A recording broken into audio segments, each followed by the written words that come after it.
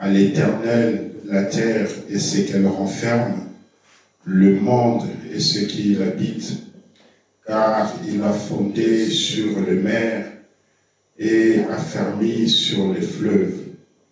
Qui pourra monter à la montagne de l'Éternel, qui s'élèvera jusqu'à son lieu saint? C'est lui qui a les mains innocentes et le cœur pur. C'est lui qui ne livre pas son âme au mensonge et qui ne jure pas pour tromper. Il obtiendra la bénédiction de l'Éternel, la miséricorde du Dieu de son salut. Voilà le partage de la génération qui l'invoque, de ceux qui cherchent ta face de Jacob. Amen. Nous allons chanter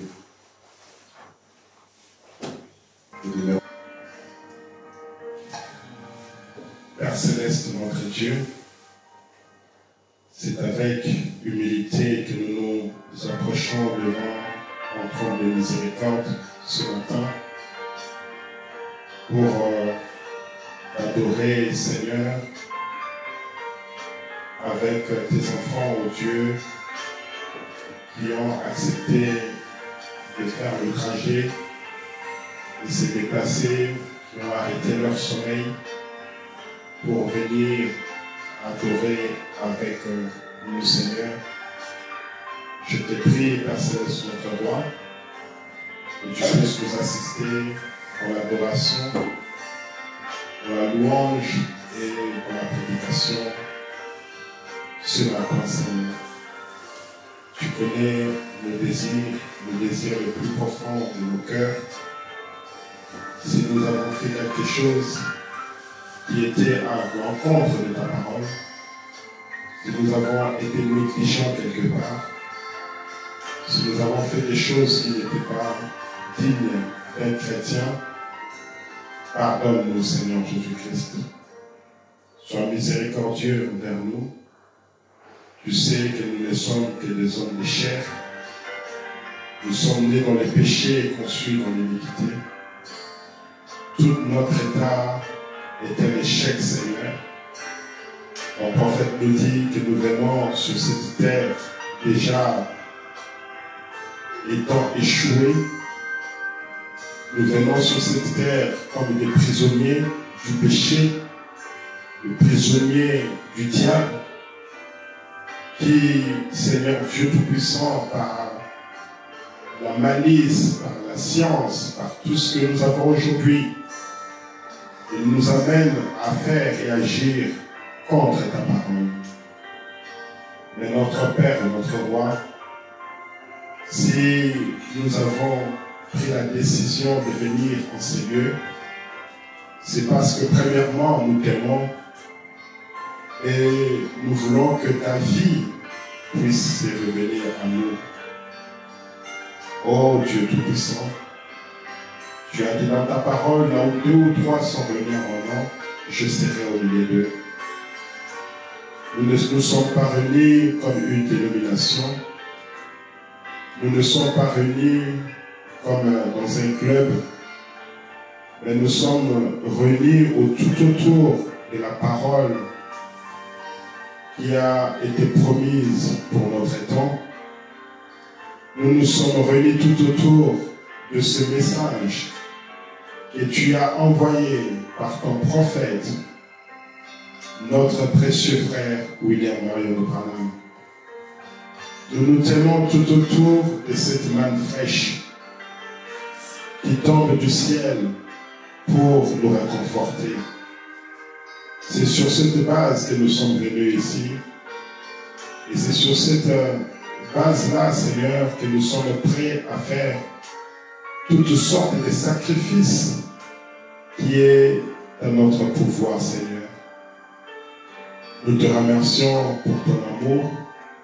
Nous te remercions pour tes bénédictions. Nous te remercions pour ta protection, pour la bonne santé que tu nous as donnée.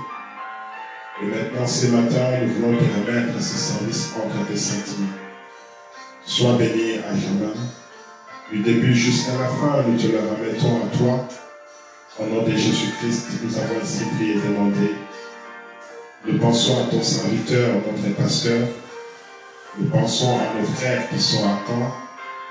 Nous pensons à tes enfants qui sont au Havre et qui sont à Paris. Nous pensons à l'épouse dans le monde entier. Nous pensons à tous tes serviteurs qui se sont pris la peine d'aller édifier tes enfants. Et sans oublier Israël, ton peuple, qui est en train de vaincre ses ennemis. Si Israël est en train de vaincre ses ennemis dans le naturel, donne-nous ce courage-là, Seigneur, pour pouvoir vaincre nos ennemis spirituels. Et Israël est en train d'écraser ses ennemis avec des bombes très puissantes. Nous aussi, nous allons gagner notre ennemi avec des bombes qui sont encore plus efficaces. Et les bombes les plus efficaces, c'est la prière, Seigneur notre Dieu. Et c'est pour cela que nous venons à toi, dans cette prière, ô Dieu, remettant ce service du début jusqu'à la fin. Nous avons ainsi prié et demandé au nom de Jésus-Christ. Amen. Amen. Nous allons chanter quelques chants et puis nous allons rentrer dans la parole. Je sois de ta présence, divin chef de ma foi, dans ma faiblesse immense, que ferais-je sans toi? Oh, chaque jour, à chaque heure, oh, j'ai besoin de toi. Mon Dieu, viens, Jésus et demeure auprès de moi.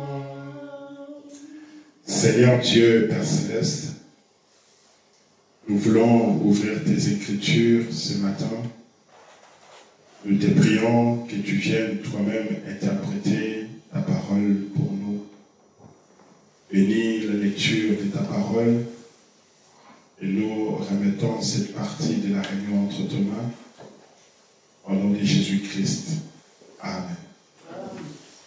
Nous allons prendre nos Bibles dans Matthieu chapitre 24.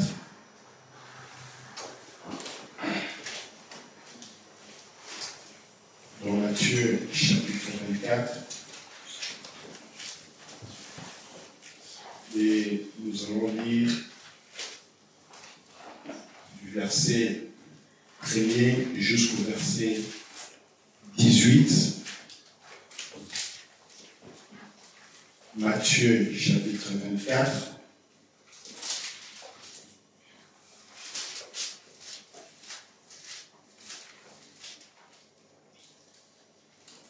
Nous allons lire du premier verset jusqu'au verset 3. Ensuite, nous lirons le verset 15 jusqu'au verset 18. Comme Jésus s'en allait aux sorties du temple, ses disciples s'approchèrent pour lui en faire remarquer les constructions.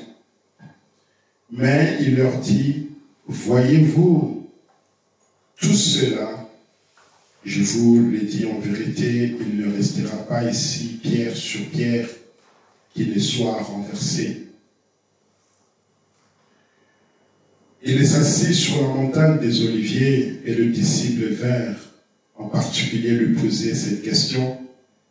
Dis-nous, quand cela arrivera-t-il et quel sera le signe de ton avènement et de la fin du monde? Verset 15.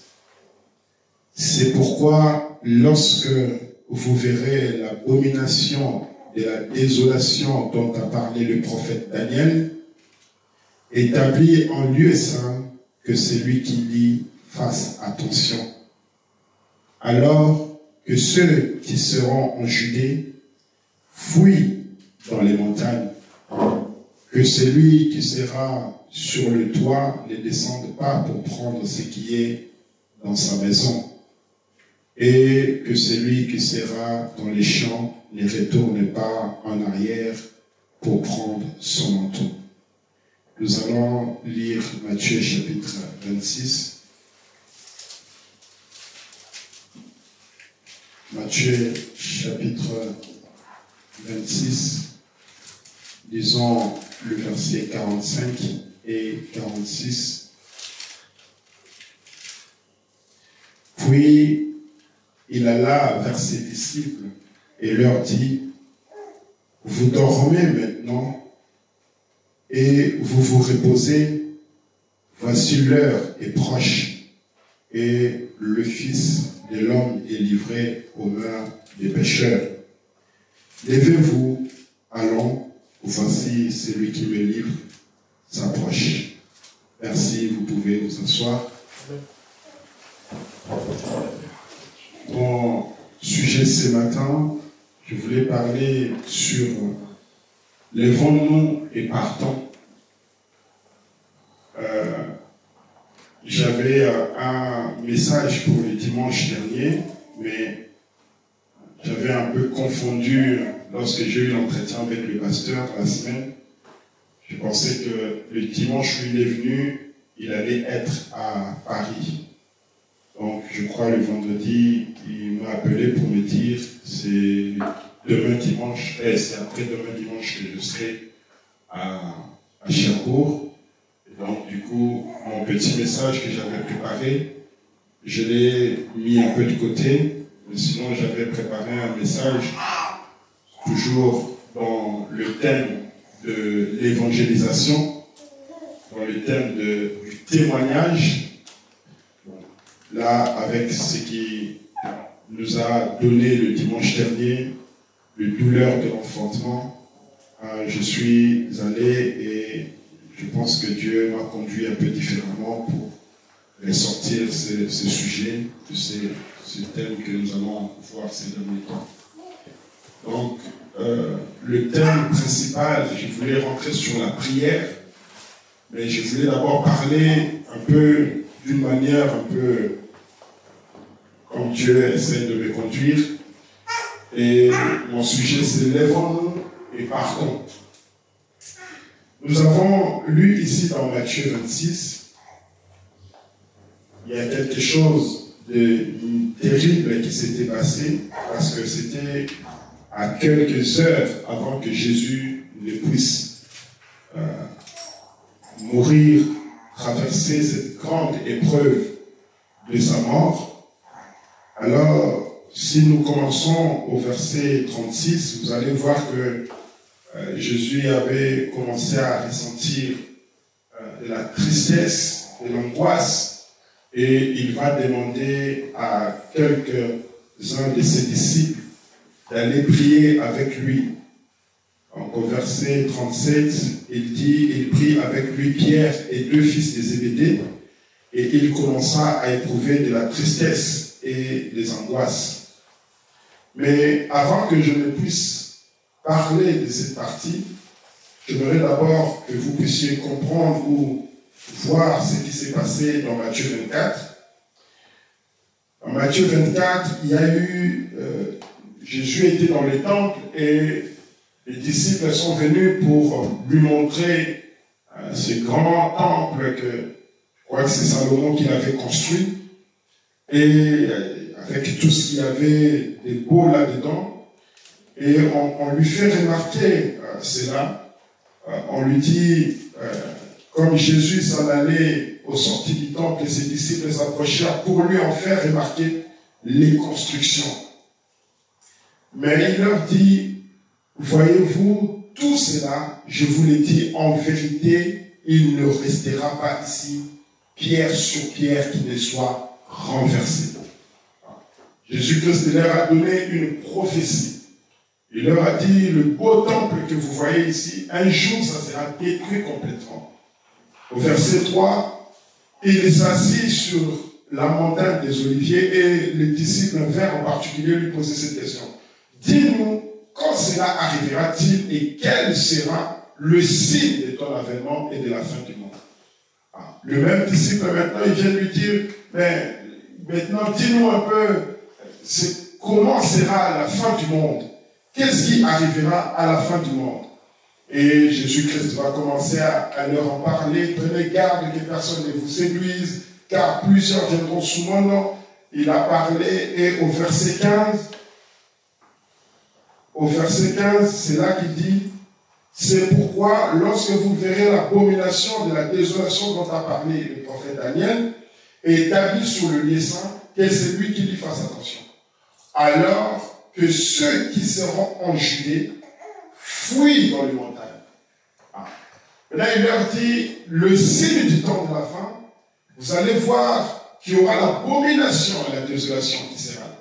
Mais lorsque vous allez voir cela, maintenant, il faut faire attention. Que celui qui lit fasse attention.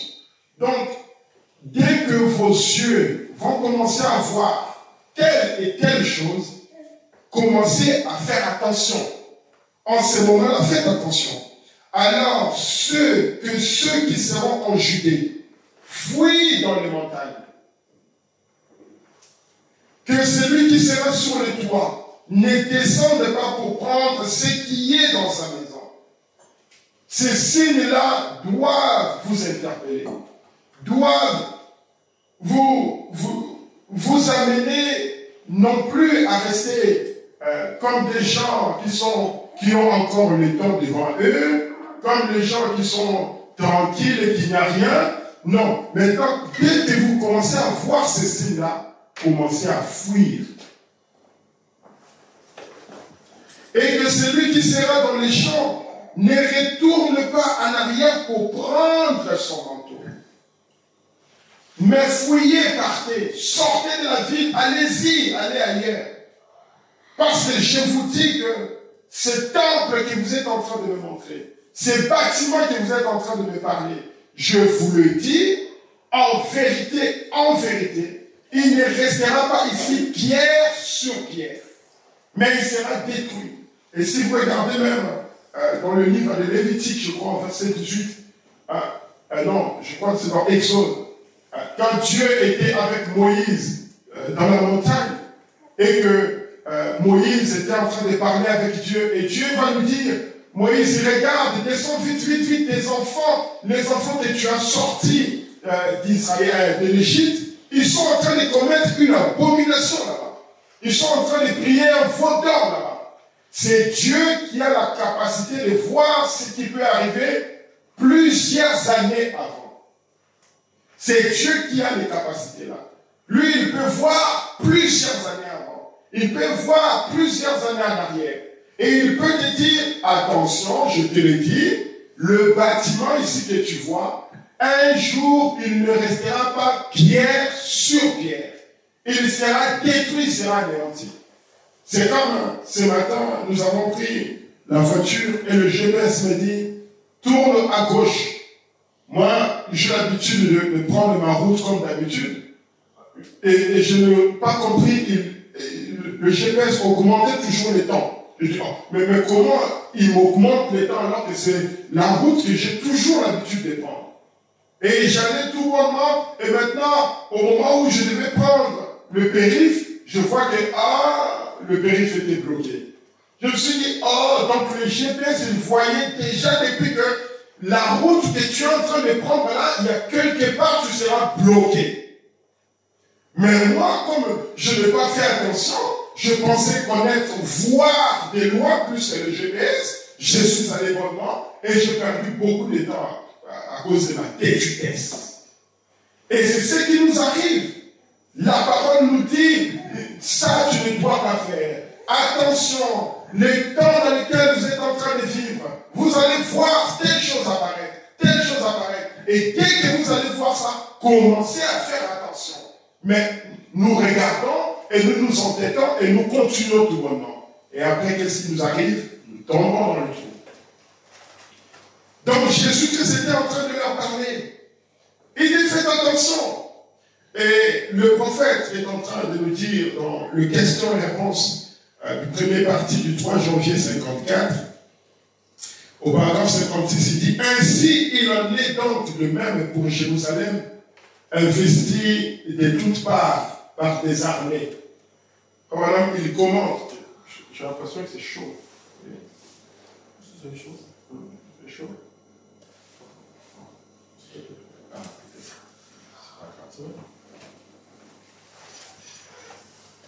Frère est en train de parler sur ce que Jésus avait dit à ses disciples ici. Et il dit, ainsi il en est donc de même pour Jérusalem investi de toutes parts par des armées. Cela s'est bien sûr accompli littéralement, historiquement, autour de l'an 96. Quand Titus a assiégé Jérusalem, mais maintenant, observez attentivement, vous verrez la différence. Je crois que Jérusalem sera de nouveau assiégée, de tout part, par des armées à la fin des temps. Mais je crois que ceci s'est rapporté à l'époque où Titus l'a assiégé lors de la désolation. C'est le début de ce chapitre qu'on lui demanda. Quand arrivera la fin des temps et quels seront les signes de la venue de Christ? Et ils lui parlèrent du temple. Comment il était, combien il était bien orné, avec des grandes pierres et de toutes sortes d'histoires.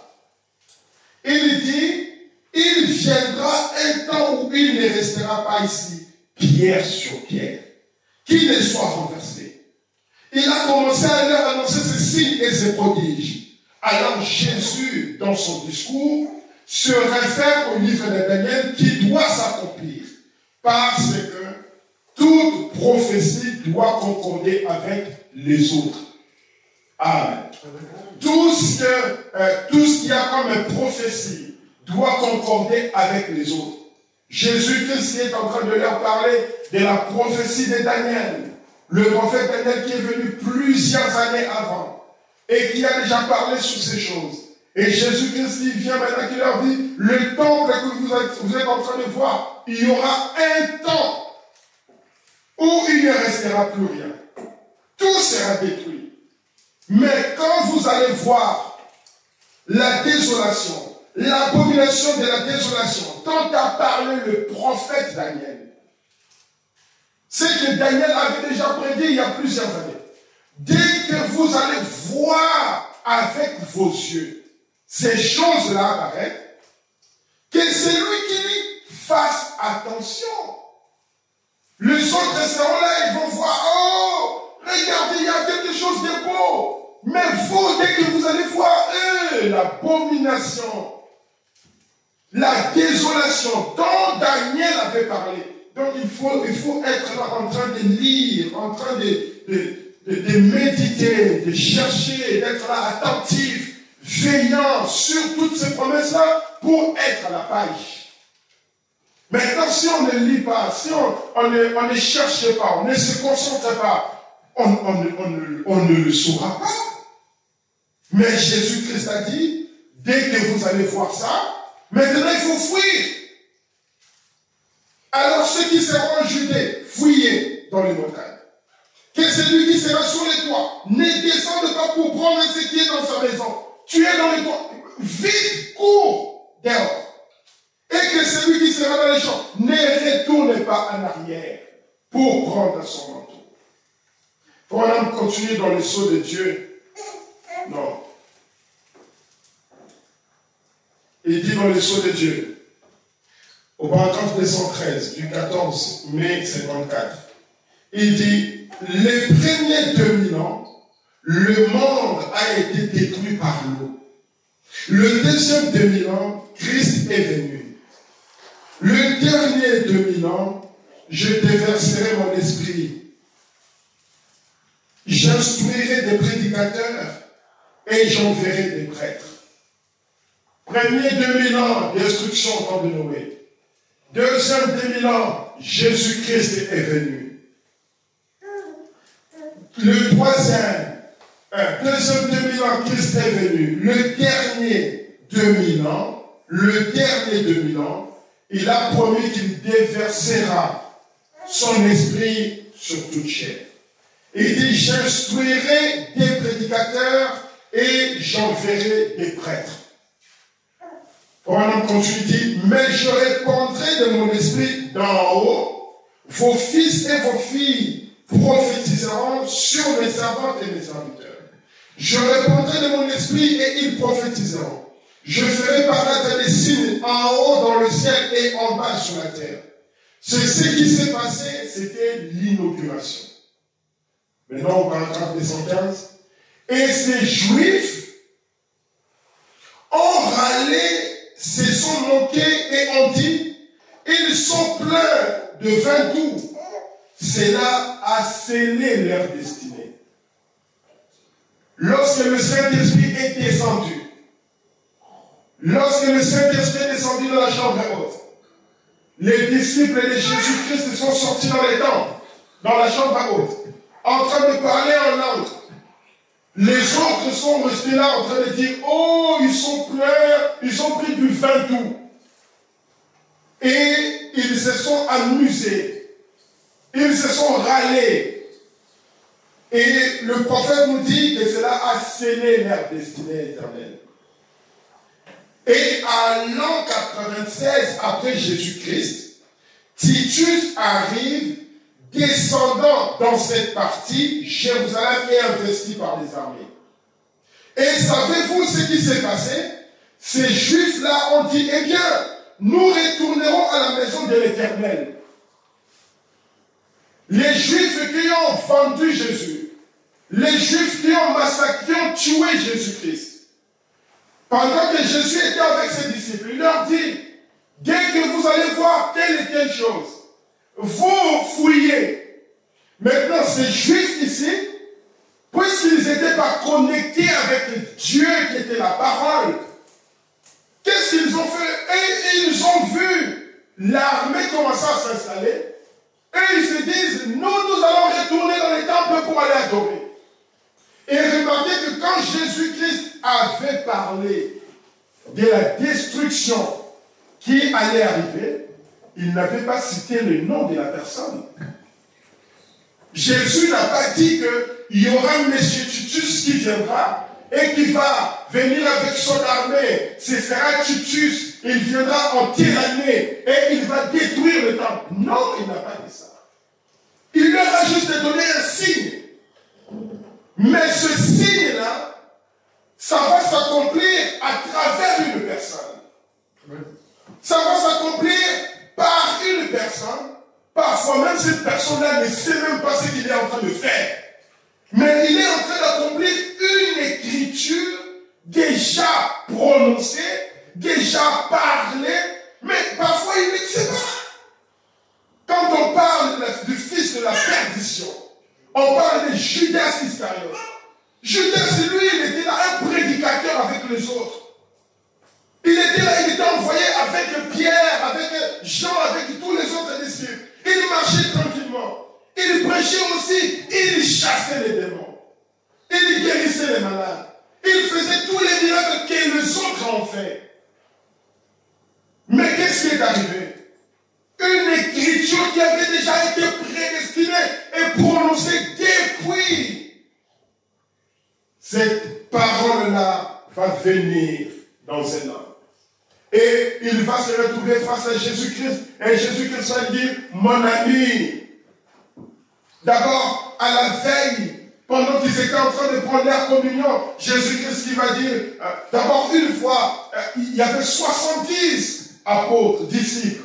Il y en a 70 qui sont partis, il y en a beaucoup qui sont partis. Et Jésus-Christ qui va dire à Pierre et aux autres, mais vous aussi, qu'est-ce que vous attendez? Mais allez-y.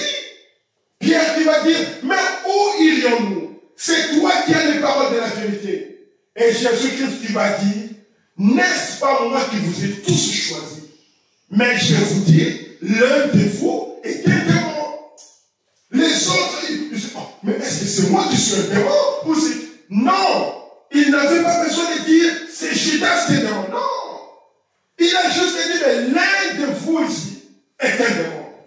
Parce qu'étant la parole, il connaissait les choses à l'avance. Il connaissait toutes les choses.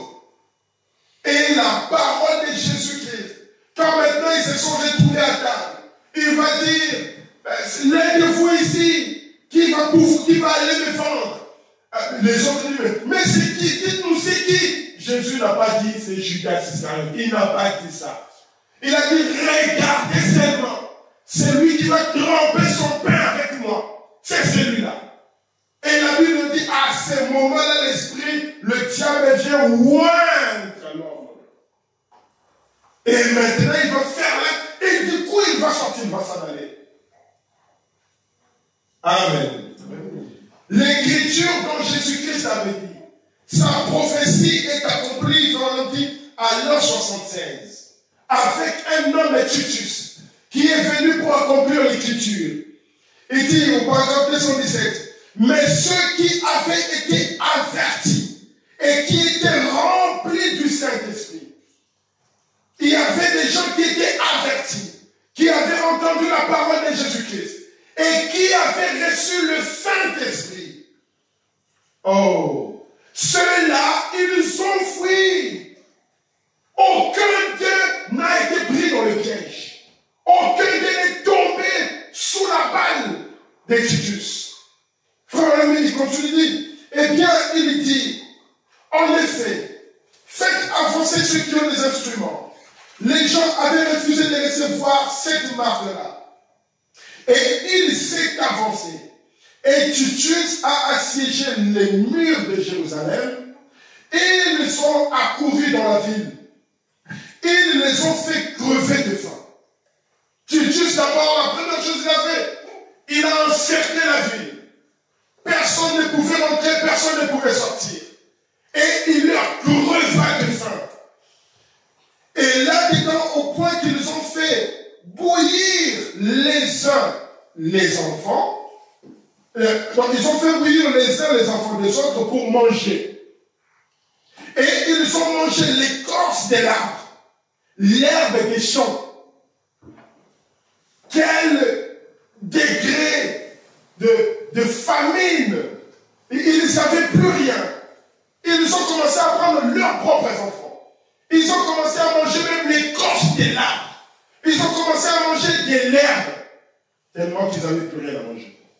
Tout ça, c'est quoi? Parce qu'ils ont râlé lorsque le Saint-Esprit est venu. Parce qu'ils ne voulaient pas écouter ce que Jésus-Christ leur avait dit. Ils avaient rejeté le Saint-Esprit. Et ils ont mangé l'écorce de l'arbre, l'herbe des champs. Et puis lorsqu'ils ont dû finalement se rendre, c'était comme des gens étourdis, qui avaient perdu toute connaissance. Ils se sont rendus compte, Titus, quand il est rentré dans Jérusalem, il a exterminé tous ceux qui étaient là. Écoutez, il a tué les femmes, les enfants, les bébés et les sacrificateurs. Tout le reste, il a brûlé la vie. Que tu sois un bébé, il y avait sans pitié. Un bébé qui n'a pas eu le choix de décider d'écouter Jésus ou de ne pas écouter Jésus. Mais à cause de ses parents qui avaient rejeté la parole, le bébé qui subit cette peine-là, le pauvre enfant, il va être tué. Et Jésus avait dit, il viendra un temps où il ne restera pas une pierre. On lui a dit, regarde notre immense cathédrale. On dit, frère, nous sommes baptistes, ou méthodistes, ou pentecôtistes, ou je ne sais quoi. Il a dit, il ne restera pas pierre sur pierre. La parole a été déjà prononcée. Que vous montiez, que vous descendiez. Que vous montrez la beauté du temps de son démon. Il ne restera pas pierre sur pierre. Dans la marque de Christ du 12 mars 55, le prophète continue et dit, en d'autres termes, avant la grande destruction qui eut lieu à l'an 96 de notre ère, quand Titus assiégea les murailles de la ville de Jérusalem, le Saint-Esprit s'était d'abord avancé. Avant que Titus ne rentre dans la ville, le Saint-Esprit était venu. Le Saint-Esprit s'était d'abord avancé. Et tous ceux qui avaient reçu le Saint-Esprit, ils étaient échappés. Ils avaient la vie sauve. Ils étaient sortis de la ville. Mais les autres qui n'avaient pas reçu le Saint-Esprit, ils étaient massacrés. Donc le prophète dit, le Saint-Esprit s'était d'abord avancé. L'homme vêtu de blanc, qui avait l'instrument pour marquer, la plume à la ceinture, pour marquer les hommes qui soupiraient et gémissaient à cause des abominations qui se commettaient dans la ville. Dieu a annoncé cela pour qu'il ne manque pas de se préparer. Est-ce que vous connaissez l'écriture où l'homme à l'écriture, à la ceinture, était passé pour marquer les enfants d'Israël? Comment on continue, il dit, je vais vous poser une question.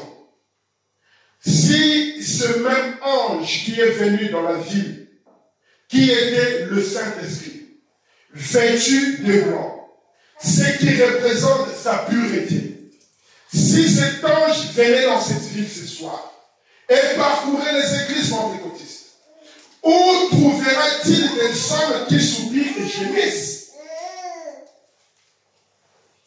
Si le même Saint-Esprit qui était passé avant la destruction de Jérusalem pour sceller les gens qui soupiraient et qui gémissaient, si ce même ange passe aujourd'hui aux États-Unis, en France, peu importe dans quel pays, est-ce qu'il trouvera vraiment des gens qui sont en train de soupirer et de gémir?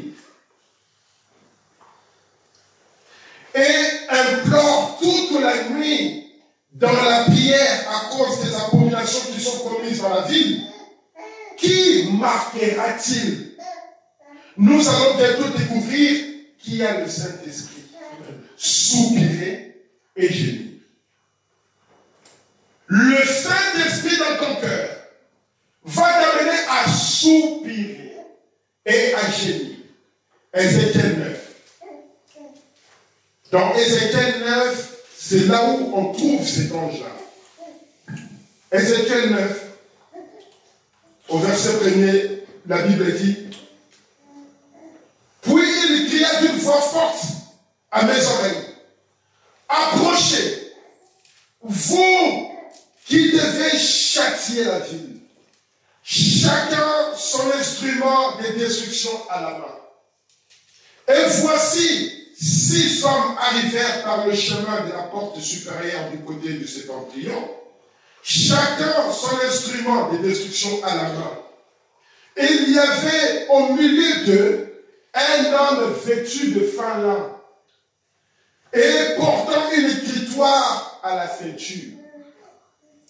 Au milieu de ces 6 hommes, il y avait un 7e qui portait du fin lin et qui avait un écritoire à la ceinture. Frère, on nous dit ici que c'est le Saint-Esprit. Et il dit, ils vinrent se placer près de l'autel d'airain. La gloire du Dieu d'Israël s'éleva du chérubin sur lequel elle était et se dirigea vers le seuil de la maison. Et il appela l'homme vêtu du lin et portant une écritoire à la ceinture. L'Éternel lui dit, passe au milieu de la ville, au milieu de Jérusalem, et fait une marque sur le front des hommes qui soupirent et qui gémissent à cause de toutes les abominations qui s'y commettent. Amen. Amen. Avant que les 6 autres ne rentrent pour détruire la ville, toi passe en premier. Mais d'abord, tu vas imposer une marque. Pas à tout le monde. Seulement à ceux qui gémissent. Seulement à ceux qui implorent la grâce de Dieu. Non pas pour eux-mêmes. Non pas seulement pour eux-mêmes, mais à cause des abominations qui se passent dans la ville. À cause des abominations, des choses terribles qui se passent dans la ville. Les gens qui soupirent. Les gens qui implorent la grâce de Dieu. À cause de ces mal qui dérangent. Ce sont ces gens-là à qui tu vas aller pour mettre une marque. Mais les autres, et s'adressant aux autres à ma présence, il dit, passez après lui dans la ville et frappez, que votre œil soit sans pitié et n'ayez point de miséricorde. Tuez, détruisez les vieillards, les jeunes hommes, les vierges, les enfants et les femmes, mais n'approchez pas dès quiconque aura sur lui la marque, et commencez par mon sanctuaire. Commencez d'abord par la chair. Commencez là où il y a le sacrificateur. Si c'est un sacrificateur qui est juste là pour le business, qui est juste là pour l'apparence, qui est juste là pour que les gens disent que c'est un homme de Dieu, mais dans la réalité, il ne soupire pas, il ne pleure pas. Et il n'a pas ces soucis-là pour les autres. Détruisez. Et la Bible nous dit, n'ayez pas pitié. N'ayez même pas pitié. Détruisez, tuez, enfants, vieillards, jeunes hommes, même le vierge. Non, moi je suis pur, je n'ai pas commis. Détruisez.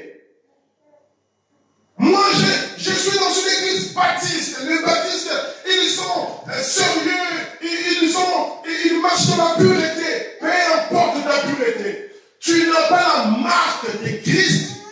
Dégagez. Détruisez. Et il dit, soyez sans pitié. Et c'est ce qui arrive ici. Le prophète nous dit que quand ils sont entrés, ils ont détruit même les bébés. Ils ont brûlé toute la ville. Ils n'ont pas eu pitié de qui que ce soit. Ils n'ont pas eu pitié de quoi que ce soit. Un bébé était là peut-être comme ma petite fille là-bas, en train de rigoler, un bon sourire. Mais quand les soldats arrivaient, sans pitié. Oh, c'est terrible. Mais pour ceux-là qui gémissent, pour ceux-là qui pleurent, pour ceux-là qui brillent, pour ceux-là qui réclament la grâce de Dieu, à cause des abominations qui se passent dans la vie, imposez une marque. Imposez une marque. Et quand les anges destructeurs vont passer, ceux-là ne seront pas détruits. Dans Matthieu 26, dans Matthieu 26, maintenant, Jésus-Christ arrive à la fin de sa vie. Il est en train de traverser les dernières minutes, les dernières heures de sa vie sur la terre. Et il va demander à ses disciples de venir prier avec lui. La Bible dit au verset 26-36. Là-dessus, Jésus alla avec eux dans un lieu appelé Gethsémani. Il dit aux disciples, asseyez-vous ici, pendant que je m'éloignerai pour prier. Il prit avec lui Pierre et les 2 fils de Zébédée. Et il commença à éprouver de la tristesse et des angoisses. Il leur dit alors, mon âme est triste jusqu'à la mort. Restez ici et venez prier avec moi. Puis Puis il fait quelques pas en avant, et il se jeta sur sa face et pria.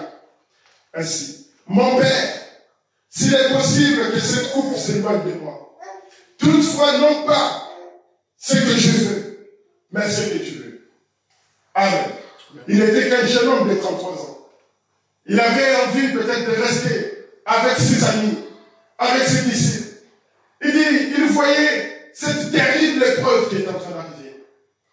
Mais la seule chose qu'il pouvait faire, c'est aller dans la prière. C'est s'abandonner dans la prière. Et il dit, oh Père, si c'est possible que tu puisses éloigner cette coupe, si c'est possible que vraiment je ne traverse pas ce moment tendu, mais toutefois que cela ne soit pas ma volonté. Et la Bible dit, et il vint vers ses disciples qu'il trouva endormis. Et il dit à Pierre, vous n'avez donc pas pu veiller 1 heure avec moi. Amen. Mais la prière, vous ne voulez pas.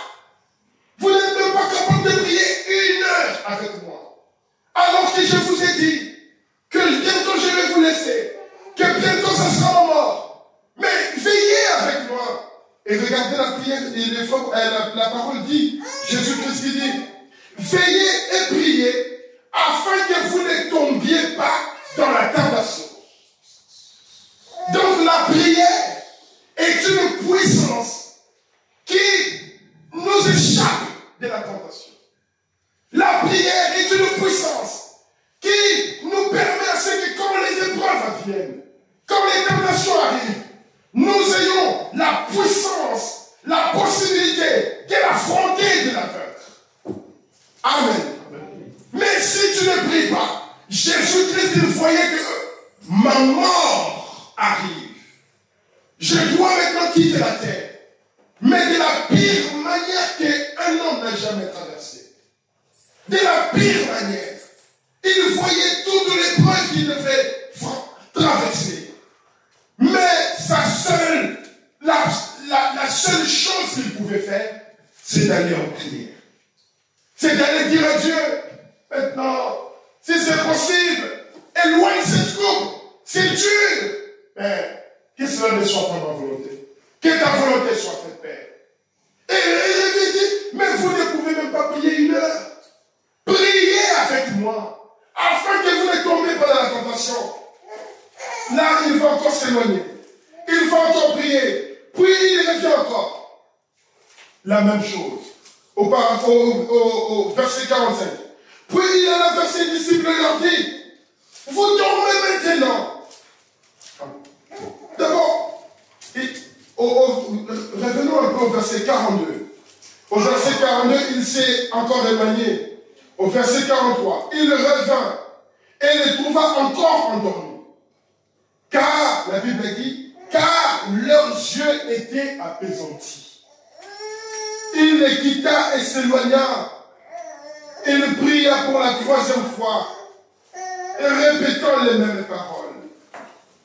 Puis il alla vers ses disciples et leur dit, vous dormez, les disciples, vous dormez maintenant, et vous vous reposez. Voici l'heure est proche, et le Fils de l'homme est livré entre les mains des pécheurs. Amen. La première fois, il vient et le trouve endormi. Et il dit, mais ne dormez pas. Priez avec moi. Vous n'avez même pas été capable de prier 1 heure avec moi. Mais je vous dis que si vous ne priez pas, vous allez tomber lorsque la tentation va arriver. Vous allez tomber lorsque l'épreuve va arriver. Vous ne serez pas capable d'affronter les choses. Vous ne serez pas capable de vaincre les situations. Regardez-moi, ma mort est là. Mais qu'est-ce que je fais? Je vais prier. Je vais réclamer miséricorde à Dieu. Je vais aller parler avec mon Dieu. Mais vous, lui-même qui était Dieu, mais il avait encore le temps d'aller s'abandonner à Dieu, à prier Dieu qui était en lui. Mais qu'en est-il de nous? Qu'en est-il de nous? Maintenant, il va leur dire, vos yeux sont apaisantis. L'esprit est peut-être disposé à prier, mais la chair est faible. Et à cause de ça, vous ne pouvez pas prier. Et puis il va leur dire, maintenant vous vous reposez encore. Voici l'heure est proche. Et le Fils de l'homme est livré entre les mains des pécheurs. Lèvons-nous et partons. Lèvons-nous, allons. Il va leur dire, mais maintenant vous êtes en train de dormir. Allez, levez-vous. Allons-y. Pourquoi l'heure est venue? Je dois m'en aller. Mais vous n'avez pas été capable de prier. Mais je vous dis que si vous ne priez pas, vous allez tomber dans les tentations. Levez-vous, allons. Voici celui qui les livre s'approche. La Bible dit, celui qui les livrait leur avait donné un signe. C'est lui à qui je donnerai un baiser. C'est celui-là. C'est celui. Maintenant, il arrive, leur dit, levez-vous allons. Il commence à s'en aller. Judas qui approche et qui avait déjà dit, il ne sera pas seul. Il va être avec ses disciples. Mais c'est lui à qui je vais donner un baiser. Donc c'est lui. Il va venir là. Oh, Jésus, maître, comment ça va? Rusé, démon. Combien nous remarquons ces genres de personnes aujourd'hui? Il peut venir, oh frère, je t'aime de tout mon cœur. Mais dans le cœur, la haine. Il cherche juste à t'enfoncer, à te détruire, à te tuer. Et maintenant, regardons versets 57 et 51. Et voici, la Bible dit, et voici, un de ceux qui étaient avec Jésus. D'abord, remontons, 49. Aussitôt s'approcha de Jésus, il dit, salut Rabbi, et il lui donna un baiser. Jésus lui dit, mon ami, ce que tu es venu faire, fais-le. Alors, ces gens s'approchèrent, mirent la main sur Jésus et les saisirent. Maintenant, regardons verset 51. Et voici un de ceux qui étaient avec Jésus, étendit la main et tira son épée. Il frappa les serviteurs du souverain sacrificateur et lui emporta l'oreille. Amen. La personne qui était en train de dormir, on lui dit, Pierre, prie avec moi.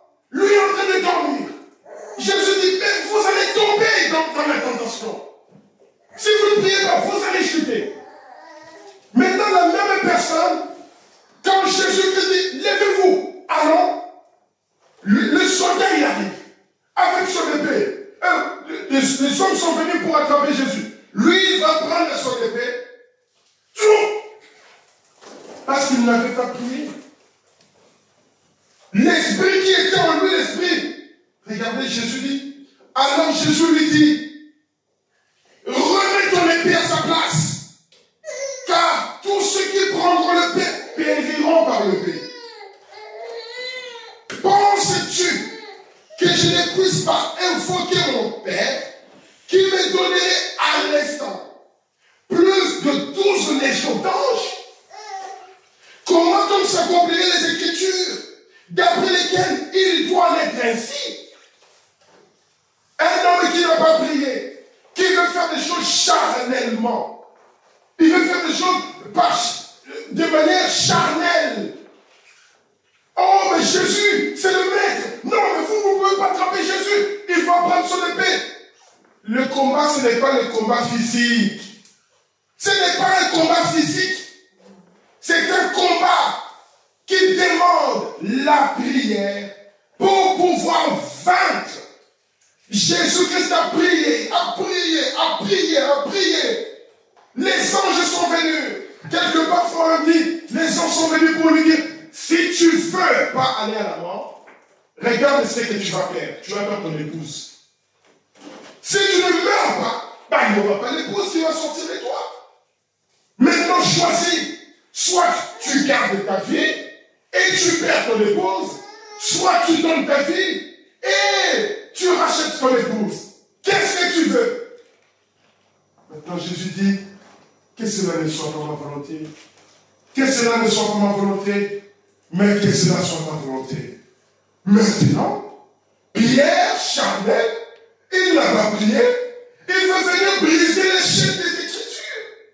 Il veut venir briser la chaîne de la prophétie. Et Jésus lui dit, mais non, tu n'as pas fait cela. Comment donc s'accompliraient les Écritures? Comment s'accompliraient les Écritures? D'après lesquelles il doit en être ainsi. Toi, tu veux faire en sorte que les prophéties, la parole de Dieu ne s'accomplissent pas, mais ça doit s'accomplir. La parole doit s'accomplir. Et regardez, en ce moment-là, je descends vite au verset 56. La Bible dit, mais tout cela est arrivé afin que les écritures des prophètes soient accomplies. Ça, c'est Jésus-Christ qui est en train de parler. Et là, tout en bas, on dit, alors les disciples l'abandonnèrent et prirent la fuite. Nous voulons te sauver par notre manière à nous. Jésus dit, priez. Vous ne priez pas. Maintenant, vous voulez, nous sommes des soldats, nous sommes des disciples, nous allons les tuer. Ils ne vont pas t'attraper, ils ne vont pas attraper le maître. Ah, maintenant, Jésus qui va dire, non, ne faites pas ça. Vous êtes en train d'aller contre les Écritures. Mais vous faites des choses qui ne sont pas correctes. Les Écritures doivent s'accomplir. Il va remettre l'oreille de l'homme, du serviteur qui était venu pour l'arrêter.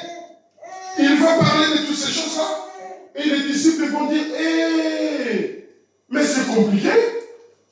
La personne à qui nous voulons défendre, lui-même, il se donne. Et ils ont pris la fuite, ils sont partis. C'est parfois ce genre de choses qui nous arrivent. Vous entrez à la maison, la femme ou le mari qui n'a pas prié, et il y a un problème qui surgit à la maison. Au lieu, par la prière, qui donne une attitude, qui donne une atmosphère, qui donne la foi, tu parles par la présence, par l'onction de la prière. Parfois, on veut agir charnellement. La femme dit ceci, alors on répond de cette manière. Le mari dit ceci, alors on répond de cette manière. Dans les entreprises, ou à l'école, ou même dans la rue, un monsieur peut-être avec sa voiture, il roule un peu bizarrement. Oh monsieur, on klaxonne. Oh monsieur, tu dégages ta voiture sur la route. Parfois, parce qu'on n'a pas été dans l'onction de la prière. Mais lorsqu'une personne sort de la prière, lorsqu'une personne a prié pendant toute la nuit, regardez comment il est. Il a la maîtrise des choses. Il est tranquille. Parfois, il ne parle pas beaucoup. Vous pouvez venir là, Jésus-Christ, il est sorti de la présence de Dieu. Les ennemis sont venus pour l'attraper. Il n'a pas dit, Pierre, Jean, allez, attaquez-le, on va se battre. Non. Il a dit, mon cher ami, fais ce que tu es venu faire. Il faut que les Écritures s'accomplissent. Toi, tu ne les sais pas. Mais il faut que la parole de Dieu s'accomplisse. Fais ce que tu es venu faire. Amen. Le prophète nous dit que avant la visitation d'Élohim à Abraham, c'était l'agitation terrible. Sarah était agitée. Il y avait une dispute. Sarah était de mauvaise humeur qui a commencé à disputer Abraham à la maison. Et Abraham, il va sortir de là. Il va aller se poser sous un arbre, en train de méditer, en train de réfléchir, en train de se ressourcer. Son âme était paisible. Et à cet instant-là, il attend Abraham. Oh, il n'y a qu'une seule seule personne qui me connaît sous ce nom-là. Donc c'est Elohim. Elohim, ne passe pas. Viens, rentre chez moi. Sarah, vite, fais à manger. Sarah qui regarde, c'est quoi encore ces hommes-là? Et Elohim qui s'assoit, qui dit, Sarah, ta femme, aura un fils. Regarde ce genre de personnes. Quelle impression. Moi, vieille comme ça, j'aurais du plaisir encore avec mon mari. Non. Et l'homme qui dit, pourquoi ta femme Sarah a-t-elle ri? Non, je n'ai pas ri. Je n'ai pas ri. Vous voyez, elle n'était pas dans l'atmosphère de la prière.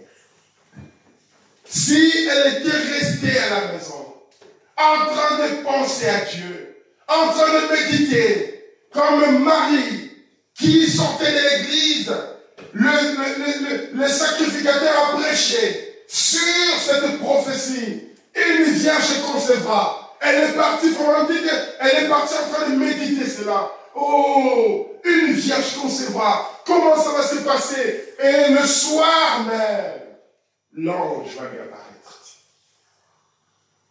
Parfois, nous ne sommes pas dans l'esprit de la prière. Nous ne sommes pas dans cette atmosphère-là. Mais nous voulons recevoir quelque chose de Dieu.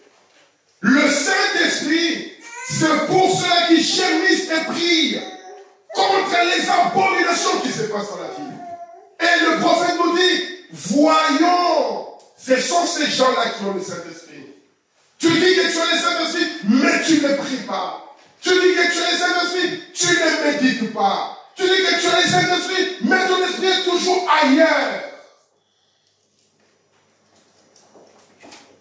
Il y a des écritures qui doivent s'accomplir. Mais Jésus-Christ n'a pas dit que ça sera Titus qui va détruire la ville. Jésus-Christ n'a pas dit que ça sera Judas qui va me livrer. Mais, il a dit, observez. Vous allez voir ces choses-là arriver. Et quand ces choses vont arriver, l'esprit de l'ennemi, l'esprit du diable, va aller oindre ton esprit. Et tu ne vas pas comprendre que tu vas commencer à faire des choses qui sont en dehors de la parole. Mais qu'est-ce qui me fait faire ça? C'est l'esprit qui est derrière. Les disciples de Jésus-Christ ont fui. Ils l'ont abandonné. Ils l'ont laissé. Pourquoi? Ils n'étaient pas dans l'esprit de la prière. Maintenant, ces hommes-là, Frère nous dit que ces hommes qui ont livré Jésus-Christ, les sacrificateurs, tous ces gens-là, c'était des gens qui sortaient d'une certaine lignée. C'était des gens qui étaient purs. C'était des gens des saints. Mais lorsque Jésus-Christ arrive, ils ne le reçoivent pas. Ils rejettent Jésus-Christ. Ils abandonnent Jésus-Christ. Et il dit non, lui il n'est pas venu dans notre communauté. Il ne sort pas de notre communauté. Nous n'allons pas le recevoir. Ce sont des gens qui ne sortaient pas comme ça dans les villes. Ils devaient suivre une certaine lignée.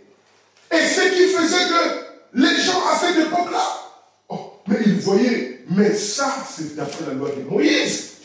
Lui, c'est un lévite selon la loi de Moïse. C'est un sacrificateur. Mais Jésus, là, il vient où? Lui, c'est un enfant bâtard. Il est venu d'une femme qui nous dit, qui n'a pas connu d'homme. C'est n'importe quoi. C'est un enfant qu'il a ramassé comme ça.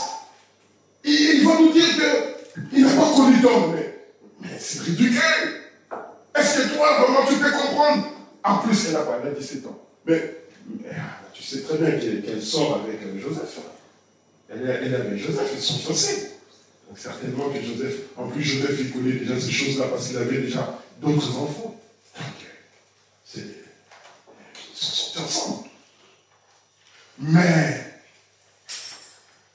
le prophète nous dit que lorsque Jésus-Christ est venu, il a fait des choses qui avait été prédit par depuis Moïse. Le Seigneur, l'Éternel, vous donnera un prophète comme moi. Vous allez l'écouter. Maintenant, je vous dis une chose. Quand il viendra, regardez ce qu'il vous dira. S'il vous dit quelque chose, et que cette chose-là s'accomplit, donc c'est lui. Mais s'il dit quelque chose qui ne s'accomplit pas, ne le recevez pas. C'est un faux prophète. Il n'a pas dit qu'il va s'appeler Jésus. Il viendra par une femme qui va s'appeler Marie. Il n'a pas dit ça. Quand Isaïe a dit, une vierge concevra, il n'a pas dit, c'est Marie qui va concevoir. Non. Il n'a pas dit ça. Mais vous, regardez. Et vous allez comprendre qu'il y a quelque chose qui se passe ici à travers la prière. En restant dans cette atmosphère de la prière. En restant dans l'esprit de la méditation. C'est là que vous allez voir des choses. Vous allez comprendre les choses. Lorsque vous allez voir l'armée commencer à s'installer. Lorsque vous allez voir l'abomination dont a parlé le prophète Daniel. Ah, Jésus-Christ avait dit, quand nous allons voir ça et ça, nous devons faire attention. Les enfants, restez calmes. Shamaïda, restez calmes. Il faut suivre ici, regardez ici. Dans la reine de Siba, le prophète dit, au paragraphe 19, je commence un peu plus bas, les œuvres, on parle de Jésus, les œuvres qu'il accomplissait, le discernement de leurs pensées, les miracles venant de Dieu qu'il accomplissait, eux, donc les pharisiens, les autres, eux, ils ont appelé cela un démon, un esprit impur. L'œuvre de Dieu était considérée comme un esprit impur. Et Jésus dit que c'est un blasphème qui ne peut jamais être pardonné. Lorsque vous traitez l'œuvre de Dieu comme quelque chose d'abominable, comme quelque chose d'impur, c'est un blasphème qui ne peut jamais être pardonné. Il continue de dire, qu'en est-il donc de l'Amérique? Qu'en est-il du jour dans lequel nous vivons? Qu'en est-il donc du péché impardonnable qui a été commis des milliers de fois? Quand l'Église et les grands enseignants et autres disent, n'assistez pas à ces réunions, eh bien, c'est du diable. On dit, il se sépare éternellement de la présence de Dieu. Amen. Oui. Vous ne voulez pas écouter Malachie 4. Vous ne voulez pas écouter le messager que Dieu vous a envoyé en ces temps de la fin. Vous vous séparez de la présence de Dieu. Il se sépare éternellement de la présence de Dieu. Peu importe combien ils sont importants, combien ils sont prêchés et tout ce qu'ils ont accompli, la parole de Dieu ne peut pas faillir. Amen. Les cieux et la terre passeront, mais ma parole ne passera jamais. Rien ne peut faire obstacle à l'accomplissement de la parole de Dieu. S'il dit quelque chose, observez cela. Ça doit s'accomplir. Jésus a dit que ces pharisiens qui étaient si religieux, de telle sorte qu'il fallait provenir d'une certaine lignée et être d'une certaine naissance. Et il devait être formé, être saint, juste, honnête et droit. Il leur dit, vous êtes de votre père le diable. Et celui on peut réfléchir sur ça. Quelqu'un qui est né d'une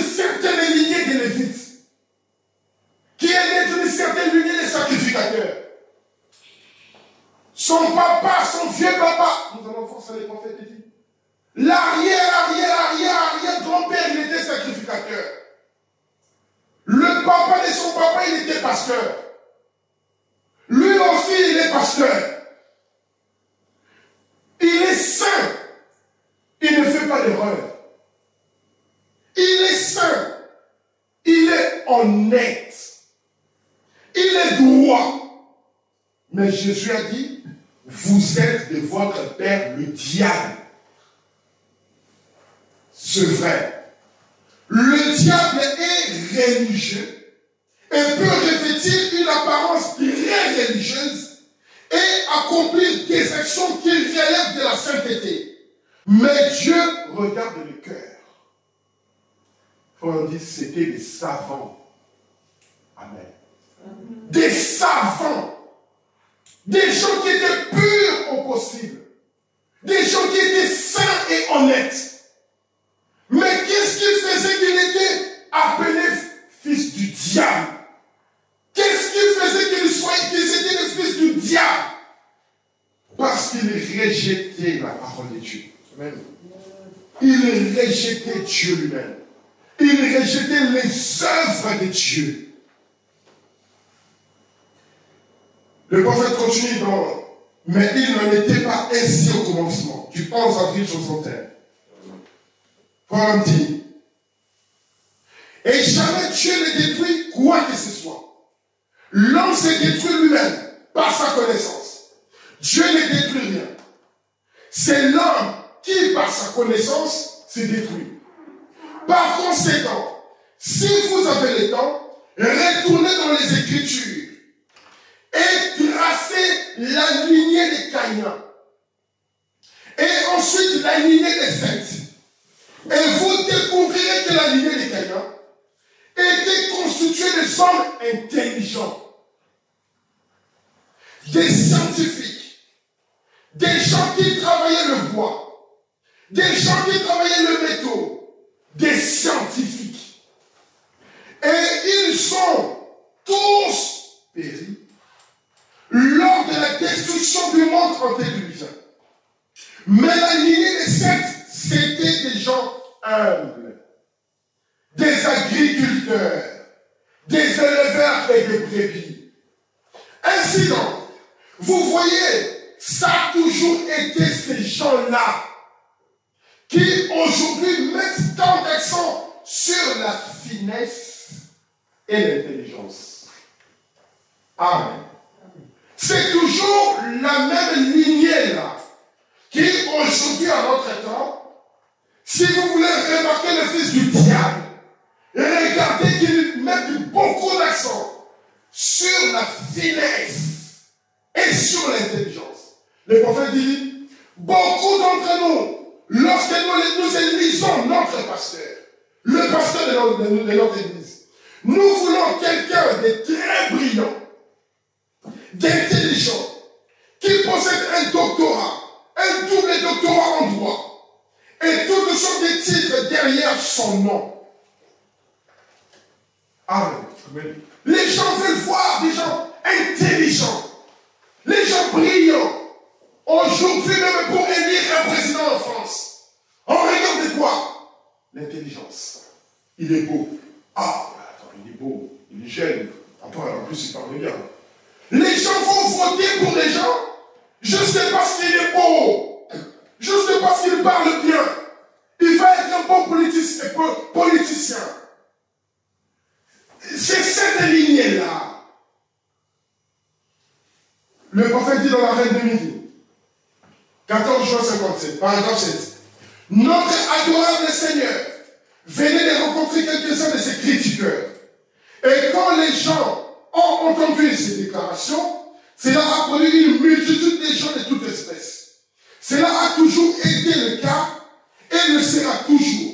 Là où l'évangile est proclamé et particulièrement là où le surnaturel est accompli. Cela attire une multitude de gens de toutes espèces, de tous croyants et de tous incroyants.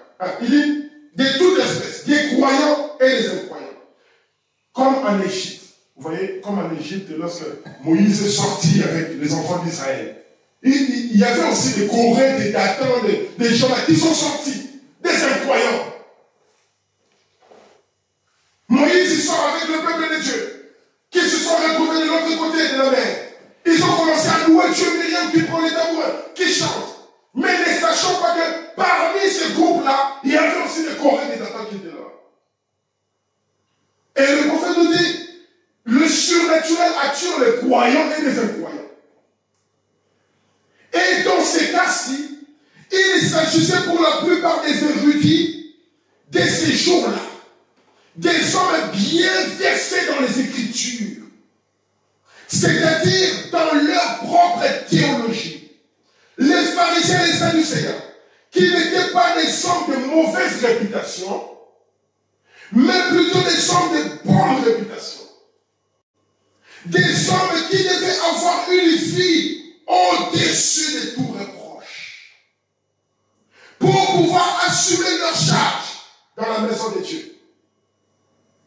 Ce n'étaient pas des hommes qu'on pouvait accuser que tu as commis adultère, que tu as pris la bière, que tu es sorti avec une femme ou tu as escroqué quelqu'un. Des gens de bonne réputation. Ils avaient une vie à la hauteur. C'était des hommes qui, pour devenir sacrificateurs, devaient être issus d'une certaine lignée.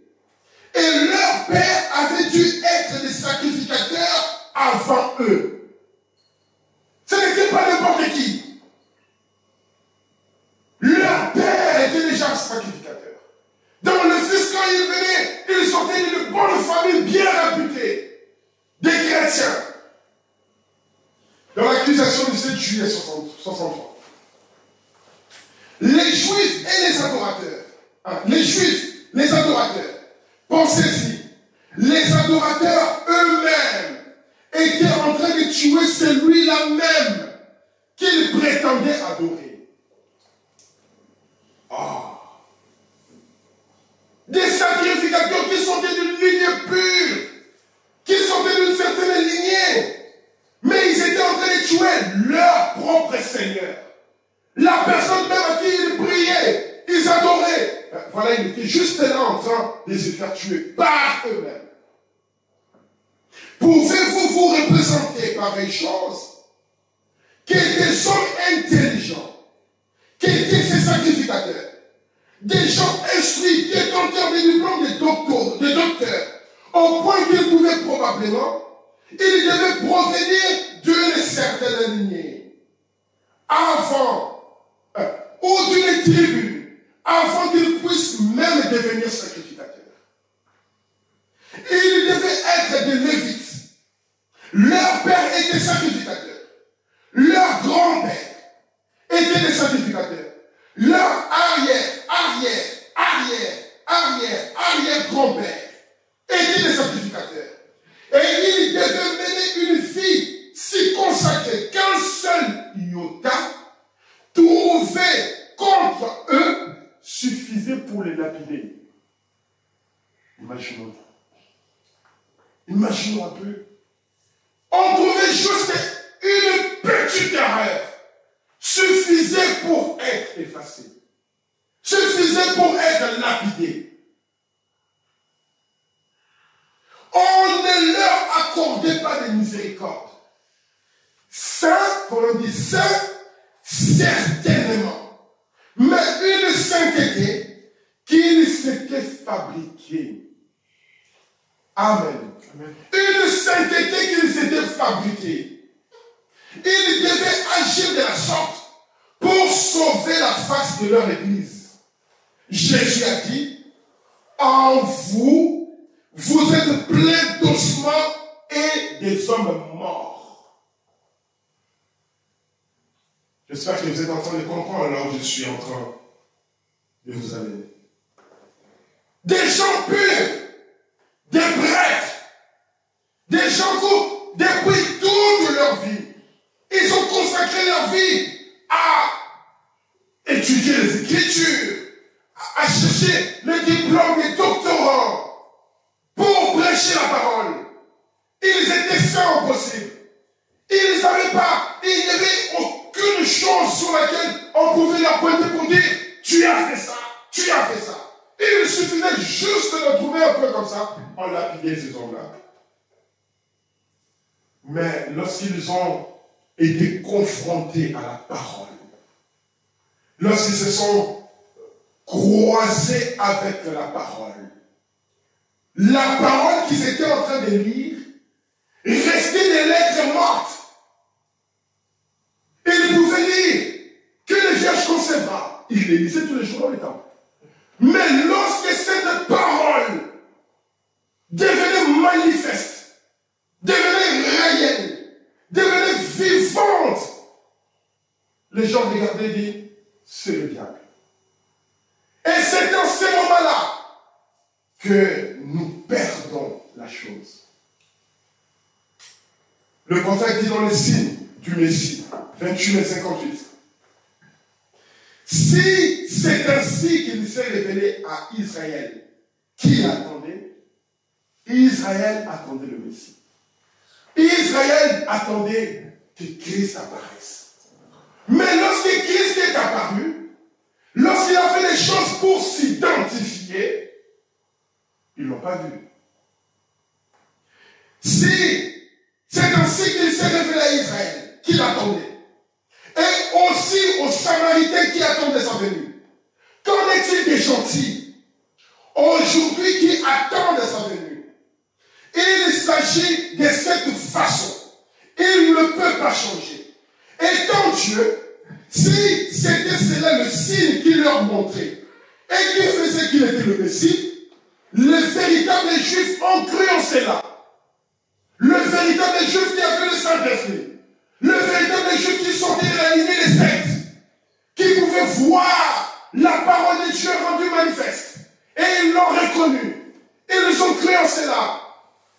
Si par ce moyen-là de se révéler, la manière dont Christ s'est révélé aux Juifs et aux Samaritains, il doit le faire pour nous, les gens des gentils. De la même manière qu'il s'est révélé là-bas, et il doit se révéler de la même manière à nous. Faut leur dire, oh, le grand personnage empesé n'y croyait pas.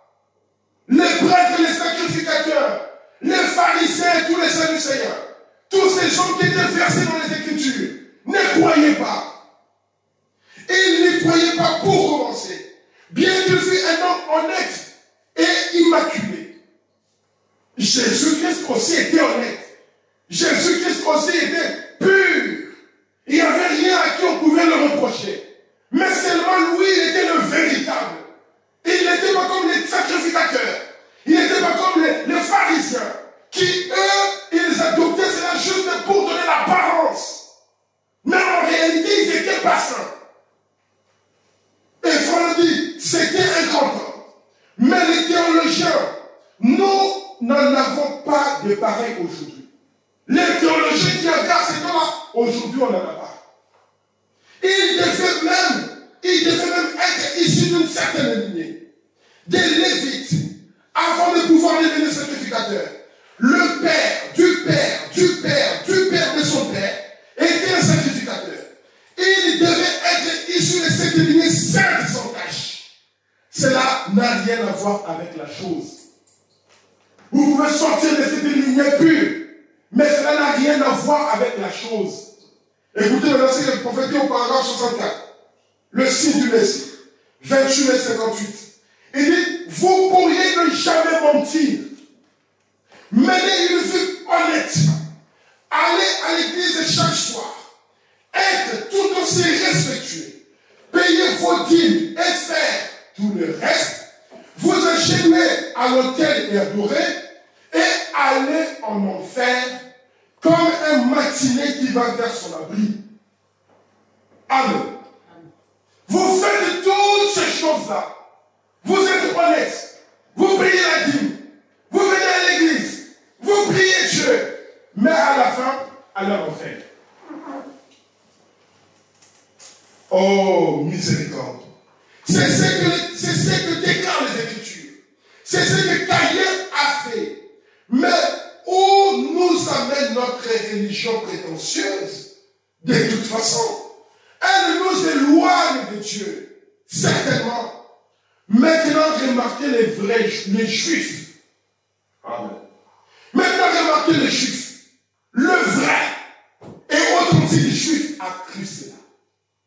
Le vrai Juif, lui, quand il a vu le Messie, quand il a vu Jésus-Christ apparaître avec le Seigneur du Messie, le vrai Juif a cru cela.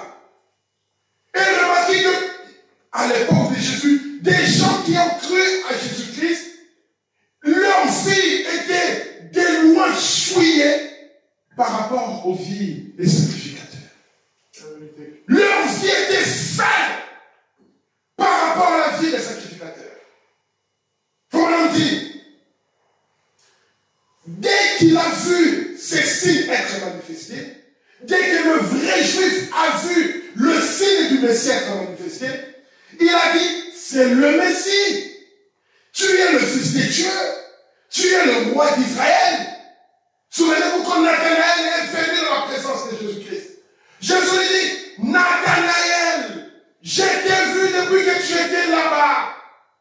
Regarde un vrai Juif en qui il n'y a pas de fraude. Mais comment tu m'as connu? Lorsque tu étais là-bas dans la forêt en train de prier. Je t'avais vu. Amen. Dieu qui dit à Moïse, Moïse, descends vite, regarde ton peuple est en train de se souiller là-bas. Mais Dieu, mais comment tu as vu? Je suis Dieu. Je vois tout. Je vois toutes choses. Amen. Regardons la femme samaritaine qui est en train de parler avec Jésus. Jésus-Christ va lui dire, va appeler ton mari. Mais j'en ai pas de mari.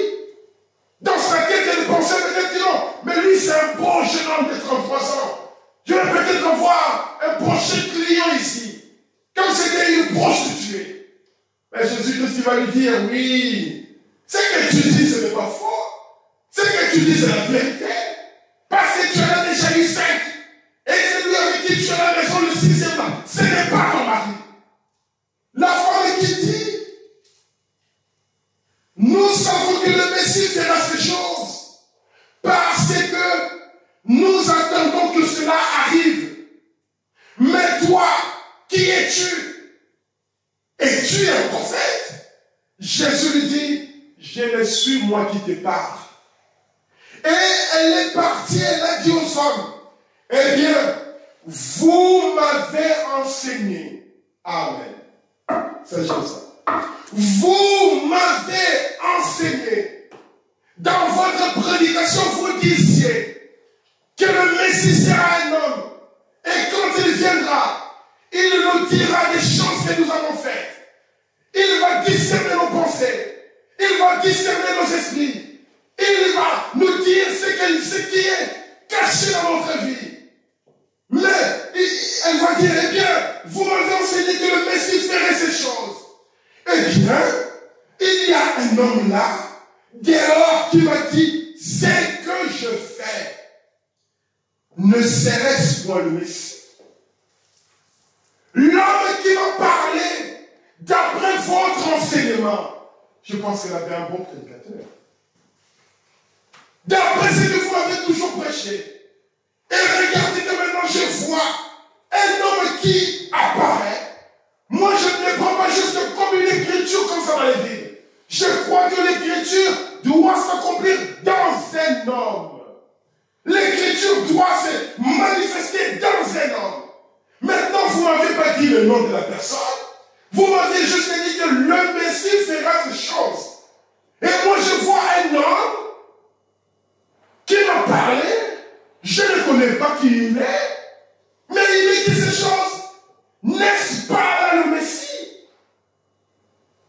Eh bien, quand on dit, eh bien, s'il avait agi là-bas, en ce temps-là, avec les Juifs, avec les Samaritains, eh bien, il doit agir de même.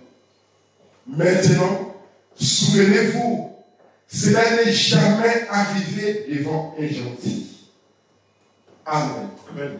Le discernement que Jésus-Christ a fait devant les Juifs et devant les Samaritains, il ne l'a jamais fait devant un gentil. Il y avait les Grecs qui, une fois, sont partis voir Philippe. Ils ont dit, messieurs, nous voudrions voir Jésus. Philippe qui va prendre son frère, il va prendre, je ne sais plus quel disciple, ou André, ou dire, nous allons l'amener vers Jésus. Ils amènent les Grecs devant Jésus.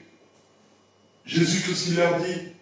Si le grain de blé ne tombe en terre, il reste seul.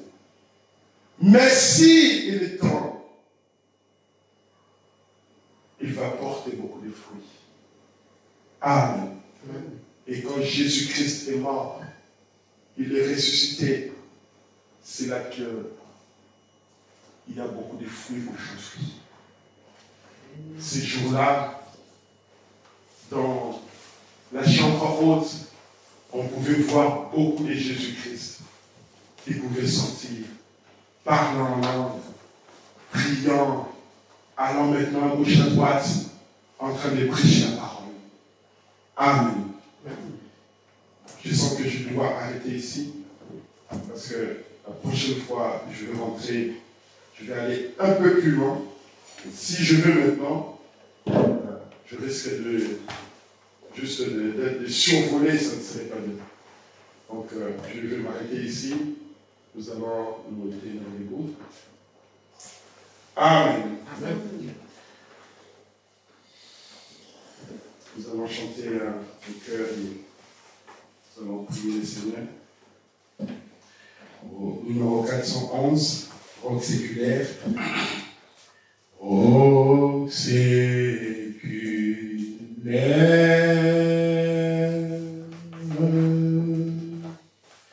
frappez pour moi sur le calvaire.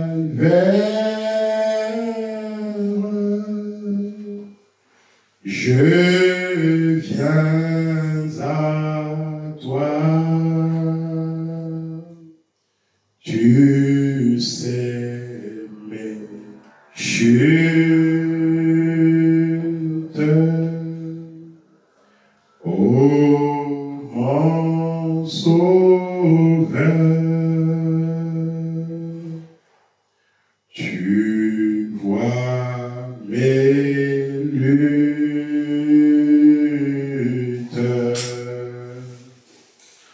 et ma douleur. Oh, séculaire,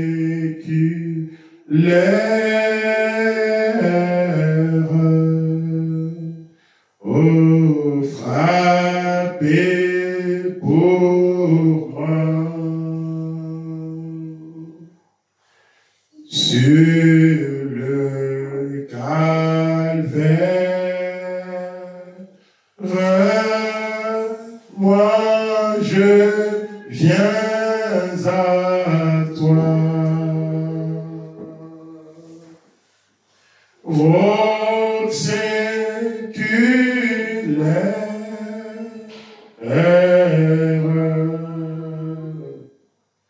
frappez pour moi sur le calvaire.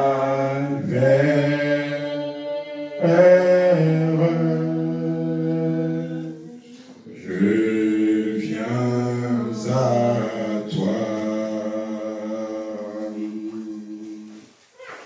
Ô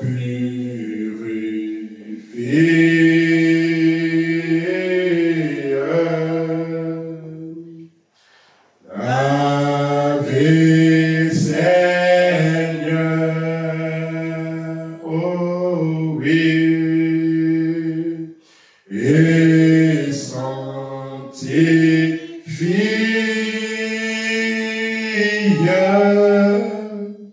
mon pauvre cœur,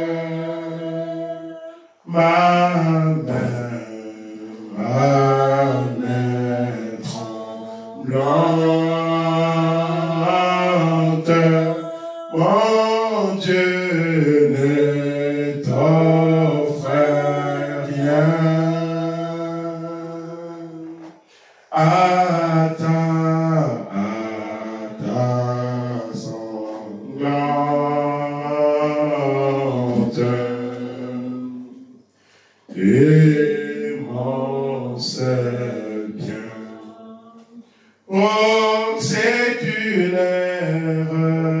ô séculaire,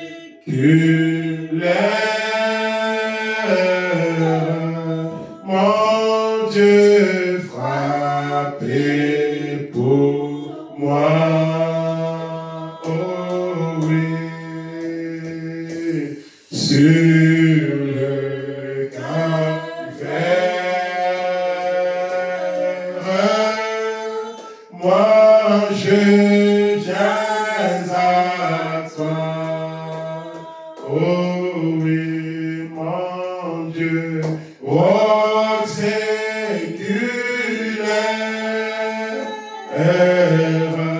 Seigneur frappé pour moi. Oh oui, sur le calvaire,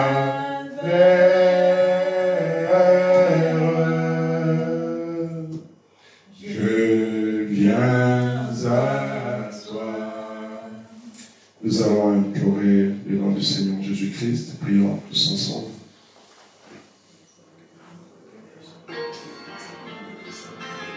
Prions le Seigneur. Seigneur Dieu, Tout-Puissant, lorsque nous essayons de regarder le monde dans lequel nous vivons, nous voyons les gens qui sont devenus insouciants, les gens qui vont quelque part, mais qui ne savent pas où est-ce qu'ils sont en train d'y aller. Ça me rappelle un peu à l'époque où nous étions de petits enfants et qu'il y avait des tensions dans la ville, des villes mortes. Les gens pouvaient sortir et brûler des pneus. Les gens pouvaient sortir et manifester. Mais d'un coup, quelqu'un pouvait crier. Ils arrivent. Et tout le monde commençait peut-être à courir. Ou on pouvait juste voir un groupe de gens quelque part en train de courir. Et sans savoir où est-ce qu'ils vont, sans comprendre pourquoi ils courent, nous aussi, nous nous mettons à courir. Mais sans savoir exactement où est-ce que nous allons. C'est ce que sont devenus les gens aujourd'hui. Ils ne savent pas où est-ce qu'ils vont. Ton prophète nous dit qu'il y a une puissance qui est derrière, qui entraîne les gens à faire certaines choses, mais qu'ils ne comprennent pas. Ils ne savent pas. Pourquoi ils font cela? Judas Iscariote, qui a vendu Jésus-Christ, qui avait un bon poste, des trésoriers, qui travaillait en collaboration avec Christ.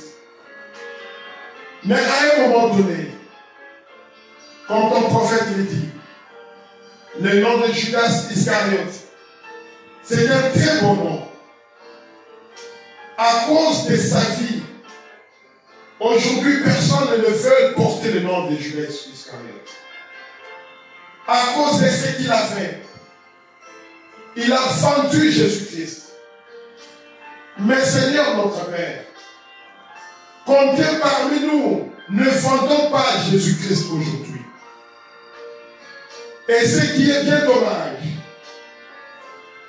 ton prophète nous dit que le jour de la crucifixion de Jésus-Christ, il n'y avait pas que 3 croix, mais il y en avait 4. Il y avait Judas Iscariote qui était allé se pendre quelque part. Au lieu qu'il se répande, au lieu qu'il implore miséricorde, comme en lui il n'y avait rien, comme en lui il n'y avait rien de Dieu, il était le fils de la perdition depuis la Genèse. Il est allé se pendre. Mais à la croix, il y avait un voleur qui avait reconnu avoir mal fait, avoir mal agi, et qu'il a reconnu que sa vie n'était pas meilleure, n'était pas bonne. Il a imploré miséricorde. Deux sont allés au ciel et deux sont allés en enfer. Parce qu'à l'intérieur d'eux, il n'y avait pas quelque chose qui pouvait les amener à se repentir, qui pouvait les amener à prier, qui pouvait les amener à implorer la miséricorde. Oh Père Céleste, voilà le monde dans lequel nous vivons. Les gens ne savent pas où ils vont. Ils mangent n'importe quoi. Ils lisent n'importe quoi. Ils regardent n'importe quoi. Mais Père Céleste, notre Dieu, ils ont l'apparence de la piété. Ils se donnent l'apparence des chrétiens. Ils peuvent dire que Dieu te bénisse. Ils peuvent te dire, frère, je t'aime. Mais leur vie, ce qui est à l'intérieur, montre que c'est tout autre chose. Ainsi, Père Céleste, notre Dieu, lorsque j'ai commencé à voir ces choses, lorsque j'ai commencé à méditer sur ces choses, je t'ai demandé, et je te demande encore, de me faire grâce, et que dans chaque action de ma vie, que je puisse m'en rendre compte si j'ai réellement agi comme un fils de Dieu, ou j'ai agi comme un fils du diable. Oh Père Céleste, ton prophète nous dit que les gens qui ont vendu Jésus-Christ, le sacrificateur, les saints du Seigneur, les pharisiens, ces hommes-là sortaient d'une certaine lignée. Ils étaient purs, ils étaient sans péché. On ne pouvait les reprocher de rien. Mais Seigneur Dieu, notre Père, ton prophète nous dit que c'était juste pour donner la face. Il pouvait donner l'apparence de la piété, de la pureté. Il pouvait se montrer qu'ils étaient justes. Mais devant toi, ils n'ont pas reconnu la parole de leur temps, la parole de leur jour. Ainsi nous aussi, notre Père. Aujourd'hui, nous avons aussi des gens qui se disent des chrétiens. Mais quand on leur présente la parole, ils rejettent la parole. Et c'est ça un signe qu'ils ne sont pas frères, qu'ils ne sont pas fils de Dieu. Fais-nous grâce, Père bien-aimé, de recevoir ces choses, de le comprendre, de l'accepter, de le croire, d'aimer cela et surtout de vivre cela, Père. Lorsque tu as parlé de la destruction du temple, tu n'avais pas cité le monsieur qui va entraîner toute son armée là-dedans. Lorsque Ésaïe a parlé sur une vierge qui concevra, il n'a pas dit que cette femme-là s'appellera Marie. Lorsque Ésaïe a parlé d'Emmanuel, Dieu vivant parmi nous, il n'a pas dit qu'il s'appellera Jésus-Christ. Mais nous avons vu ces paroles s'accomplir dans des hommes et des femmes. Ainsi accorde-nous la grâce. Que ta parole puisse s'accomplir en nous. Qu'en lisant la Bible, nous puissions voir notre vie se refléter du bon côté, Seigneur. Et non pas du côté de la lignée des Caïns. Et non pas du côté de la lignée d'Ésaü. Mais plutôt de la lignée de Jacob. De la lignée d'Abraham. De la lignée d'Isaac, de la lignée de Seth, de la lignée de David, de la lignée de Jésus-Christ, de la lignée de William Branham. Fais-nous grâce, Seigneur. Merci beaucoup pour cette réunion. J'abandonne mes frères et sœurs entre tes mains. Ceux qui vont suivre cette prédication ou ce serment, que tu puisses bénir leur cœur et leur âme, Seigneur. Je les abandonne entre tes saintes mains. Rentre avec nous, Père Céleste. Tu avais dit là où deux ou trois sont venus à mon nom, je serai au milieu d'eux. Aujourd'hui, Seigneur Père, ton prophète nous dit que nous n'allons pas te voir dans de grands groupes, mais c'est là où il y a deux personnes qui se sont réellement unies ensemble, qui croient en ta parole et qui t'invitent au milieu d'eux. C'est là que tu viendras. Et je crois sincèrement que tes anges ont été ici, parce que c'est ta parole qui a été proclamée. Et cela n'a pas été proclamé avec des pensées détournées, mais Seigneur, avec une pensée pure. Oh Dieu Tout-Puissant, pour d'abord m'aider moi-même et aider aussi mes frères et mes sœurs. Accorde-nous la grâce. Bénis-nous alors que nous allons quitter ces lieux. Protège-nous, Seigneur. Je m'abandonne entre tes saintes mains, dans le nom de notre Seigneur et Jésus-Christ.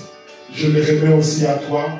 Je remets tes enfants, oh Dieu, qui ont été dans ta maison et qui ont eu le temps de te parler, de t'écouter, de te chanter, de t'adorer. Que ton nom soit béni, Seigneur. Dans le nom de Jésus-Christ, nous avons ainsi prié et demandé. Amen.